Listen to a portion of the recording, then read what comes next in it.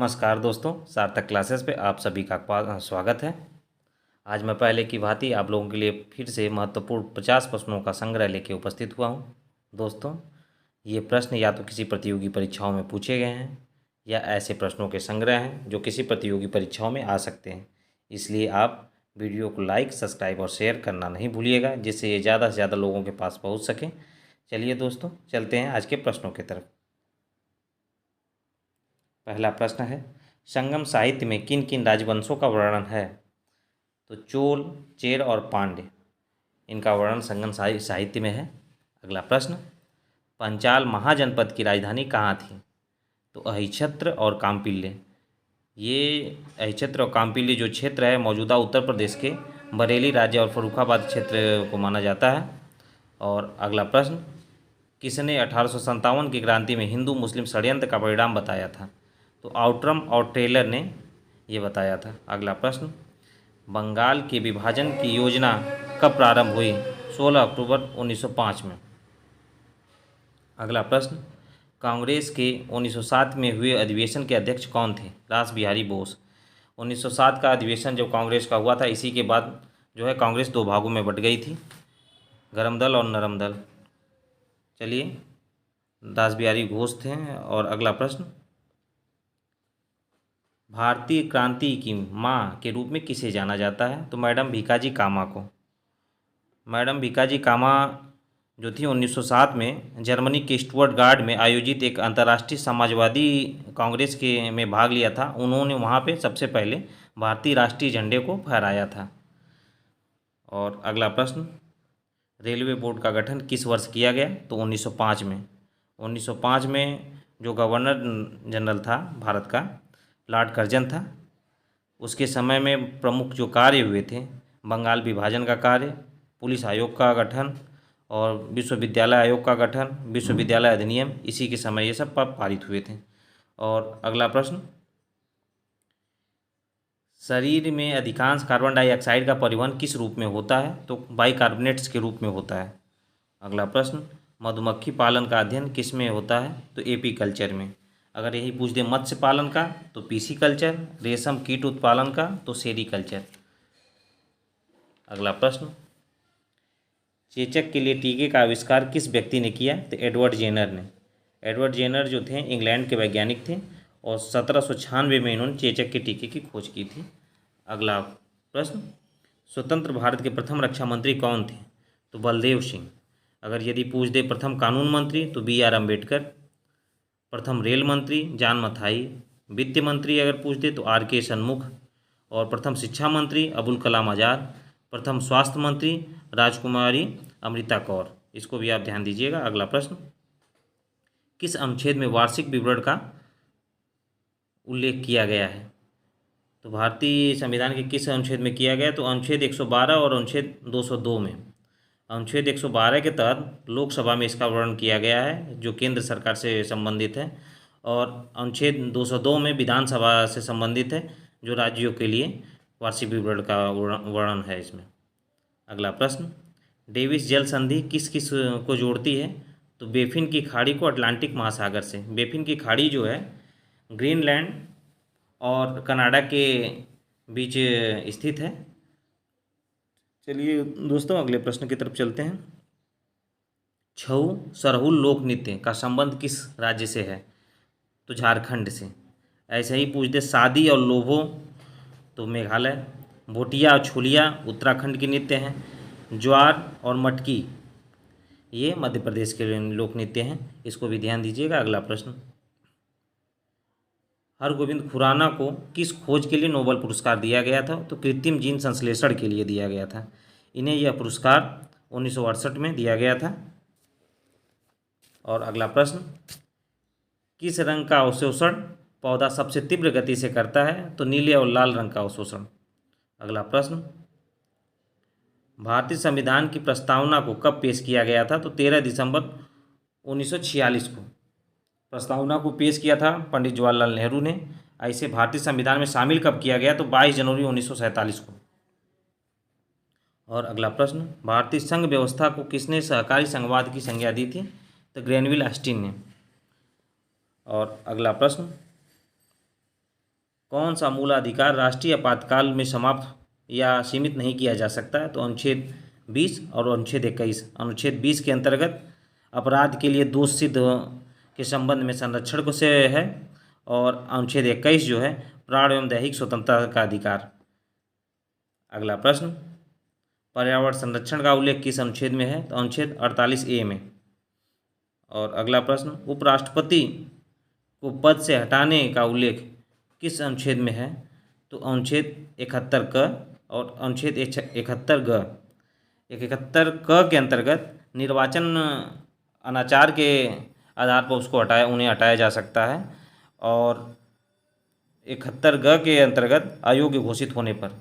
और उपराष्ट्रपति को हटाने का जो प्रस्ताव है राज्यसभा में लाया जाता है, इसको भी ध्यान दीजिएगा। अगला प्रश्न, डायलिसिस किससे संबंधित है? तो वृक्क से संबंधित है, किडनी से संबंधित है। डायलिसिस रक्त शोधन की एक कृत्रिम विधि है। जब गुर्दे सही से कार्य नहीं करते हैं तो रक्त शोधन के लिए इसका प्रयोग किया जाता है। अगला प्रश्न, पहली बार किस वर्ष पृथ्वी सम्मेलन का आयोजन किया गया था? तो 1992 में। 1992 में ब्राज़ील के शहर रियो डी जेनेरियो में ये किया गया था सम्मेलन। इसमें 172 देश भाग लिए थे और पर्यावरण संरक्षण से संबंधित था ये। चलिए अगला प्रश्न, माइक्रोफोन का कार्य क्या है? तो माइक्रोफोन ध्वनि ऊर्जा को विद्युत ऊर्जा में परिवर्तित करता है। और अगला प्रश्न, चश्मे के लेंस किस कांच के बनाए जाते हैं? तो क्रूस कांच के। और अगला प्रश्न, नेत्रदान के समय कौन सा भाग दान किया जाता है? तो कार्निया का। कार्निया ही भाग है जहाँ से प्रकाश जो है प्रवेश करता है, उसी का दान होता है। अगला प्रश्न, मध्यावर्ती धारा को दिष्ट धारा में परिवर्तित करने के लिए कौन सी युक्ति का प्रयोग किया जाता है? तो रेक्टिफायर का। अगर वही डीसी करंट से एसी करंट में कन्वर्ट करने के लिए तो इन्वर्टर का। सेल्वेनाइट किसका अयस्क है? सोने का अयस्क है। इसके अलावा केल्विनाइट भी सोने का अयस्क है, इसको भी ध्यान दीजिएगा। अगला प्रश्न, केंद्रिका किससे मिलकर बना होता है? तो आरएनए, डीएनए और प्रोटीन से मिलकर बना होता है। केंद्रिका में 85% प्रोटीन होता है, 10% आरएनए होता है और 5% डीएनए होता है। अगला प्रश्न, विटामिन B1 का रासायनिक नाम क्या है? थायमीन। विटामिन B1 का जो रासायनिक नाम है थायमीन है। विटामिन बी परिवार के जो विटामिन है जैसे B2 का रासायनिक नाम रिबोफ्लोविन। विटामिन 3 का निकोटिनिक एसिड। इसी तरह से इसके बी परिवार में B5, B6, B7, B9 और B12 हैं। और अगला प्रश्न, भारत में यूरोपियों का आने का क्रम क्या रहा है? तो सबसे पहले पुर्तगाली आए, फिर उसके बाद डच, अंग्रेज, डेनिश और फ्रांसीसी। पुर्तगाली 1498 में आए थे भारत, डच जो है 1602 में आए, अंग्रेज 1608 में आए और डेनिश जो है 1616 में आए और फ्रांसीसी 1664 में आए। अगला प्रश्न, भू राजस्व वसूली के लिए जब्ती प्रणाली का प्रचलन किसके काल में प्रारंभ हुआ? तो अकबर के काल में प्रारंभ हुआ। जब्ती प्रणाली के अंतर्गत भूमि का सर्वेक्षण के आधार पर लगान का निर्धारण किया जाता था। अगला प्रश्न, हड़प्पा सभ्यता का रोपड़ नगर वर्तमान में किस स्थान पर उपस्थित था? तो वर्तमान के पंजाब में उपस्थित था। और हड़प्पाई सभ्यता के जो मोहनजोदड़ो थे, जो प्रमुख नगर थे, मोहनजोदड़ो पाकिस्तान के सिंध प्रांत में था। हड़प्पा सभ्यता का लोथल नगर गुजरात में, राखीगढ़ी हरियाणा में, ये सब भारत में उपस्थित जो नगर थे ये थे। और अगला प्रश्न, 2011 की जनगणना के अनुसार भारत का सबसे अधिक आबादी वाला राज्य कौन सा था? तो उत्तर प्रदेश। अगर पूछ दे कि सबसे अधिक आबादी वाले 5 राज्य कौन कौन से थे, तो उत्तर प्रदेश था, उसके बाद महाराष्ट्र था, फिर बिहार, पश्चिम बंगाल, एमपी और केंद्र शासित प्रदेश जो जिसका जनसंख्या सबसे अधिक था तो दिल्ली। अगला प्रश्न, पहला सार्क सम्मेलन किस देश में हुआ था? तो भारत में हुआ था। भारत के दिल्ली शहर में ये सम्मेलन हुआ था। सार्क में 8 सदस्य देश होते हैं। इनका कार्य जो है आर्थिक और राजनीतिक संगठन के रूप में कार्य करता है और 8 दिसंबर 1985 में इसका गठन किया गया था। और इसके सदस्य देश जो हैं भारत, पाकिस्तान, बांग्लादेश, नेपाल, श्रीलंका, मालदीव, अफगानिस्तान और भूटान। चलिए अगला प्रश्न, कौन सा बल लद्दाख के काराकोरम दर्रे से अरुणाचल प्रदेश के जाछेपला दर्रे तक भारतीय सीमाओं की रक्षा करता है? तो आईटीबीपी। आईटीबीपी का गठन जो है इंडो तिब्बत सीमा पुलिस बल इसका पूरा नाम है। इसका गठन 24 अक्टूबर 1962 में किया गया था। ये चाइना युद्ध के बाद इसका गठन हुआ था और ये जो है 2114 किलोमीटर काराकोरम दर्रे से जाछेपला दर्रे तक करता है, रखवाली करते हैं ये लोग। इसके महानिदेशक जो हैं इस समय संजय अरोरा हैं। इसको आप ध्यान दीजिएगा। अगला प्रश्न, किस ऐतिहासिक स्मारक का निर्माण कुतुबुद्दीन ऐबक द्वारा शुरू किया गया था लेकिन इल्तुतमिश द्वारा पूरा किया गया? तो कुतुबुद्दीन ऐबक द्वारा शुरू हुआ था कुतुब मीनार। और अगला प्रश्न, केंद्रीय रिजर्व पुलिस बल का मुख्यालय कहाँ स्थित है? तो दिल्ली। केंद्रीय रिजर्व पुलिस बल का गठन कब किया गया था? अगर क्वेश्चन पूछ दे तो 1939 में। और इसके वर्तमान में जो महानिदेशक हैं कुलदीप सिंह हैं। चलिए अगला प्रश्न, संपूर्णानंद संस्कृत विश्वविद्यालय की स्थापना कब की गई थी? तो 1791 में जोनाथन डंकन ने एक कॉलेज के रूप में इसकी स्थापना की थी। बाद में उत्तर प्रदेश के मुख्यमंत्री संपूर्णानंद ने इसे यूनिवर्सिटी के रूप में तब्दील कर दिया 1958 में। चलिए अगला प्रश्न, मानव अधिकार दिवस कब मनाया जाता है? तो 10 दिसंबर को।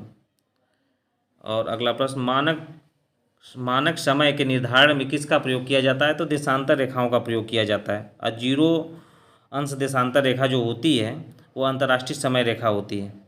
अगला प्रश्न, फान पवन किस क्षेत्र में चलती है? तो आल्प्स पर्वत क्षेत्र में। आल्प्स पर्वत क्षेत्र जो स्विट्जरलैंड से सटे हुए प्रदेश हैं उस क्षेत्र को कहा जाता है। और अगला प्रश्न, वेल्ड घास का मैदान कहाँ पाया जाता है? तो दक्षिण अफ्रीका में। और अगला प्रश्न, दंडकारण्य पठार का विस्तार किन किन राज्यों में है?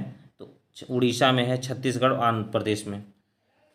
और अगला प्रश्न, प्रायद्वीपीय नदियों में किसका जल ग्रहण क्षेत्र सबसे ज़्यादा है? तो गोदावरी का है। और प्रायद्वीपीय भारत की ये सबसे लंबी नदी भी है, इसको भी आप दे दी। एशियान का मुख्यालय कहाँ है? जाकार्ता। जाकार्ता इंडोनेशिया में स्थित है। ये इंडोनेशिया की राजधानी है। और एशियान का जो स्थापना जो हुआ था 8 अगस्त 1967 में। इसमें 10 राष्ट्र जो है शामिल हैं। वो 10 राष्ट्र हैं Brunei, Cambodia, Indonesia, Laos, Malaysia, Myanmar, Philippines, Singapore, Thailand और वियतनाम। ये दक्षिण पूर्वी एशियाई राष्ट्रों का संगठन है।